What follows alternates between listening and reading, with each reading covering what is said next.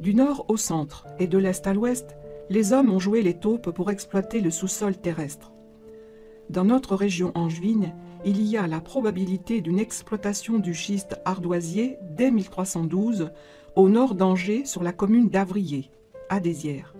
Et selon toute vraisemblance, débute l'exploitation des sites de Trélazé, commune située à l'est d'Angers dès 1406. C'est vers la fin du XVIe siècle que commence à se faire la distinction entre les gars d'Abat, les mineurs, et ceux d'Ao, les fendeurs. Le 1er juin 1610, nous trouvons la première évocation des ardoisières dans un registre paroissial qui fait état du décès d'un garçon de 15 ans qui s'est tué à la carrière des Petits Prés, où se situe aujourd'hui le musée de l'ardoise. La vie du site ardoisier continue au rythme des nouvelles ouvertures de puits, des épidémies de peste et de choléra, des famines et des événements historiques, des grèves, des crues de la Loire qui inondent les galeries enterrées ou celles à ciel ouvert, abandonnées et appelées les vieux fonds.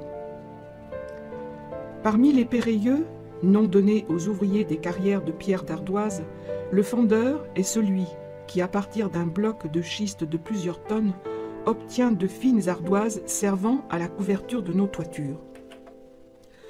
Selon le livre de Blavier de 1863, les ouvriers d'Ao se regardaient comme composant l'aristocratie des carrières. Leur règlement leur interdisait tout contact et toute alliance avec les ouvriers d'Abat. Ils se succédaient de père en fils et n'admettaient même pas comme apprentis les fils ou maris de leurs filles. Grâce à cette ségrégation, ils sont maîtres de leur salaire, du choix et de la distribution de la pierre. L'industrialisation change le statut des fendeurs, qui d'artisans deviennent des ouvriers qui gardent malgré tout une certaine indépendance sur les horaires ou sur le choix de leur parageot, celui qui partage. C'est le nom donné à l'aide du fendeur et qui était payé au nombre d'ardoises travaillées. Leur savoir-faire et leur grande habileté leur gardera de hauts salaires. Cependant, les prérogatives de cette caste s'étioleront au fil du temps. Dans les rues, les cours, par quartier, on parle tout d'abord breton, puis espagnol, et enfin italien. Les Portugais n'arriveront que vers 1970. La guerre de 1914-1918, emmenant les hommes au front, les femmes se mettent à effectuer le travail qui jusqu'alors était dédié aux hommes. Et si elles ne sont jamais descendues dans le fond, la dernière fendeuse a quitté son poste en 1962. Les fendeurs, ouvriers d'Ao, travaillaient sur la butte, où ils avaient construit de part et d'autre du chemin, formé par les roues des charrettes qui leur apportaient les blocs tirés du fond, des doubles toits de chaume et de brande. Ces cahutes, appelées tuvans, étaient leur atelier individuel. Ceux-ci seront remplacés par des abris en pierre sèche, appelés cabanes. Ils kernaient les gros blocs en réparton à l'aide de la scie. Ces blocs, plus petits, étaient mis en fosse et recouverts de poussière d'ardoise, puis arrosés, de façon à être plus faciles à fendre et à tailler.